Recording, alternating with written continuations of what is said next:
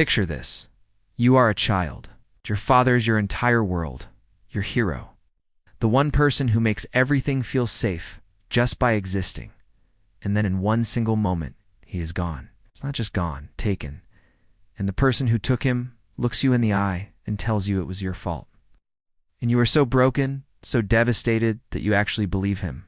So you run. You spend years building a whole new life on one foundation, forgetting who you are.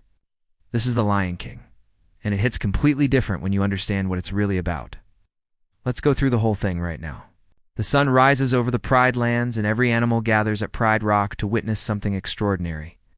King Mufasa presenting his newborn son Simba to the entire kingdom. Simba grows into a curious, reckless, fearless little cub who worships his father completely. Mufasa teaches him about the circle of life, that kings don't own the land, they serve it. That everything is connected, that one day all of this will be Simba's responsibility. But watching from the shadows is Scar, Mufasa's younger brother. Sharp-eyed, silk-tongued, and burning with resentment over a throne he believes should have been his. Scar plants the idea of the Forbidden Elephant Graveyard into Simba's curious mind, knowing exactly what the young cub will do with it. Simba drags his best friend Nala straight into danger, nearly gets eaten by Scar's hyena allies, and is rescued by Mufasa at the last second. That night, under the stars, Mufasa tells Simba the great kings of the past watch over them from above, that he will always be there.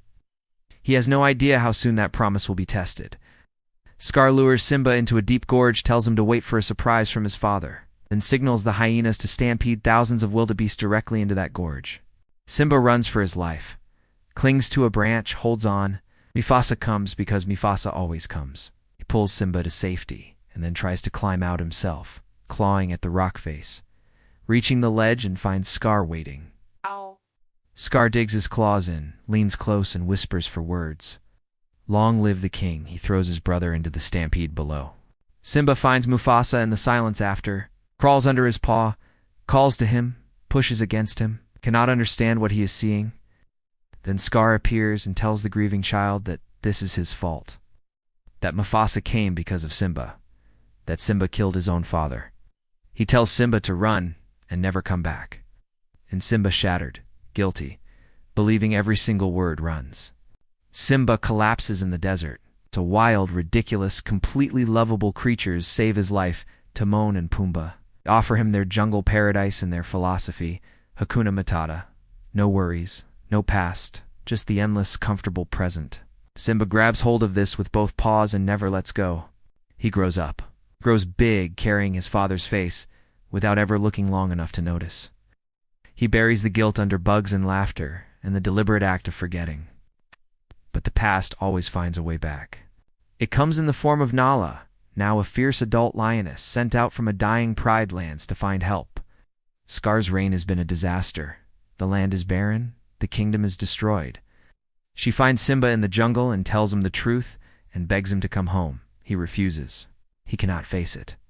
Then Rafiki, the ancient royal advisor, finds him in the dark, leads him to a pool of water, tells him to look harder at his own reflection, and Mufasa's voice fills the sky. Remember who you are. Something breaks open in Simba that no amount of running had ever sealed shut. He turns around. He goes home.